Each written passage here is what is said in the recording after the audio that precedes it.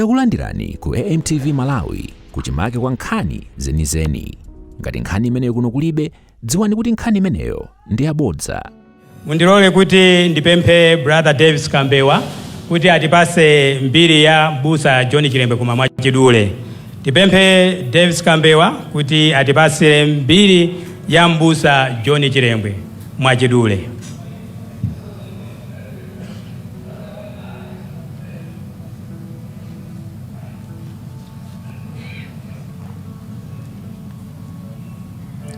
Kwa President adziko lino la Malawi Dr. Lazarus Makafe Chakwera, kwa mai wa fuko lino Madam Monica Chakwera, msogoleri wa mpingo wa Providence International Mission Mbusa Wilson Mitambo, nduna zonse za boma ndi achiwiri yawo, aphungu onse ku nyumba ya malamulo, zipani zonse za ndale zimene zili mawano, atsogoleri onse azipembezo, mafumu ndi ena tonse tilandire ulemu.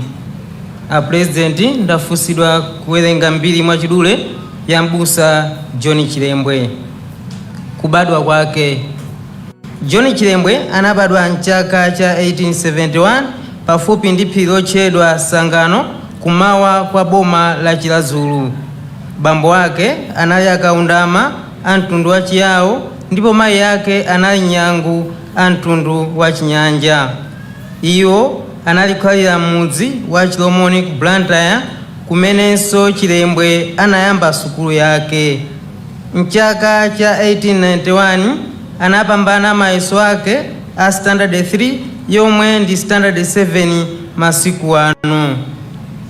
Maitandwe yake kuutumiki. Maitandwe yake kuutumiki anayamba kuoneka nthawi yomwe adakumana ndi Mbusa Joseph Booth mchaka cha 1893. Iye anaphunzira zambiri kuchokera kwa Mbusa Booth, ndipo mchaka cha 1893 chomwecho pa 17 Julayi Chilembwe anabatizidwa nkukhala Mkhristu yoyambirira kubatizidwa ndi Mbusa Joseph Booth. Chilembwe ku Amerika.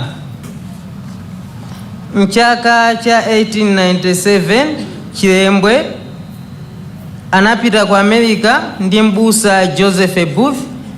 Mchaka cha 1898 anayamba maphunziro ake ku Virginia Theological Seminary ku Lynchburg, yemwe anathandizira kwambiri kuti izi zitheke anali Mbusa William Brown, yemwenso anali kulipira maphunziro ake kupyolera ku bungwe la Foreign Mission Board FMB ya National Baptist Convention.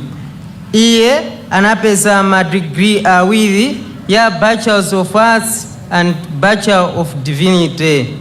Iye anazozedwa kukhala Mbusa ku Louisville, Kentucky mchaka cha 1899. Kukhazikitsa mpingo wa Providence Industrial Mission PIM. Pa 20 Juni 1899 Chilembwe anachoka ku Amerika kuzera ku Britain, komwenso anakafika ku nyumba ya House of Commons, ndipo anachoka kumeneko ndi makalata omwenereza kuyamba ntchito yake. Atatha kukambirana ndi bwanamkubwa Sir Alfred Sharp, Chilembwe anagula malo okwana 93 acres pa mtengo wa 23 pounds 18 cents yomwe inali $130 pa nthawiyo, pomwe anakhazikisa mpingo wa Providence Industrial Mission mchaka cha 1900. Pokwana mchaka cha 1911 Chilembwe anapereka malipoti ku Foreign Mission Board FMB zokhuza ntchito yake motere: 1. Missionary iye mwini, mamemba 800, antchito 7, ana skulu 625. Ndipo pokwana mchaka cha 1912 nkuti skulu yake ili ndiyo phunzira 906. Mchaka chomwecho boma silinalolenso kuti Chilembwe asekule sukulu zina, komanso kupyolera mu bungwe la mipingo la nthawiyo lotchedwa Federated Missions of Nyasaland, iye sanaloledwenso kusegula mpingo ku chigawo cha kumpoto. Utumiki wa zachilungamo. Nthawi iliyonse imakhala ndi nyengo zake zovuta. Nthawi ya m'busa John Chilembwe inalinso ndi mavuto ake, ndipo kwambiri anali okhuza nkhanza komanso sankho lalikulu pakati pa anthu makamaka achizungu ndi achikuda. Panali nkhanza zosiyanasiyana m'malo ogwirira ntchito komanso mu ntchito za mtengatenga. Ambiri sanali kulandira malipiro awo mwachilungamo komanso anali kumenyedwa mopanda chifukwa chenicheni, komanso anali kukakamizidwa kunyamula katundu osagwirizana ndi msinkhu kapena mphamvu zawo, ndipo akalephera kuchita izi anali kumenyedwa koopsa, ndipo anthu analibe kopita ndi nkhawa zawo. Potinso mu nthawi imeneyo milandu nthawi zambiri inali kukomera anthu achizungu okhaokha. Kalata ya chidzudzulo kapena kuti pastoral letter. Izi zili choncho kunabuka nkhondo pakati pa ma British ndi ma German, ndipo monga mmene zinalili nthawi ya nkhondo ya ku Somaliland ndi Jubaland mchaka cha 1912, mchaka ichi cha 1914 boma linalinso kulemba anthu kuti akamenye nkhondo. Chikhalirecho panalibe chisamaliro chenicheni kwa asilikali omwe amaphedwa ku nkhondo komanso manja awo. Chilembwe analemba kalata yowunikira zochitika zina ndi zina zokhuza anthu mdziko, lija mchingerezi amati pastoral letter. Iyi ikhoza kukhala pastoral letter yoyamba mdziko muno. Umu munayo mu Oktoba 1914. Mutu wa kalatayi unali wokuti maganizo ndi madandaulo a nzika za mu Africa pa nkhondo yangobadwayi. Ndipo kalata imeneyi inasindikizidwa mu Nyasaland Times. Izi zinapangisa mpungwepungwe kumbali ya boma la Asamunda, ndipo mavuto azandale anayambika. Mlembi wamkulu wa Nyasaland Times anamangidwa chifukwa chosindikiza kalatayi. Chilembwe analimbikisa anthu kupyolera mukulalikira makamaka pa buku la machitidwe a atumwi mutu 20, kuwakonzekeresa zatsogolo makamaka kuwachenjeza za kugawanika ndi kusokonekera kwa mgwirizano kumene kumachitika pomwe munthu wotsogolera wachoka. Ndipo chifukwa choti sanalandire yankho la kalata yoyamba, analembanso ina yopita mwachindunji kwa bwanamkubwa ku Zomba mu Disemba 1914, ndipo anamuyankha kuti boma likamba naye pa mfundo zomwe anapereka, koma izi sizinachitike. Kunabweranso kalata ina yochokera kwa mmodzi osatira Chilembwe yemwenso anali kugwira ntchito ku Zomba, yowachenjeza kuti kubwera kumene boma limanena kunali kuzawamanga ndi kukawatsekera ku ndende.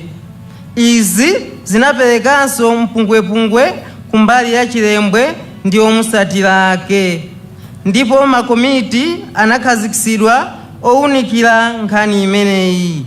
Izi zinapangisa Chilembwe mu chaka chomwecho mu Disemba 1914 kutuma Peter Kalemba kukasekula mpingo mchigawo chapakati monga mpingo wa Mbewu, ndipo kukumana kwawo komaliza kunali pa 3 January 1915 pomwe anagwirizana zoyamba nkhondo.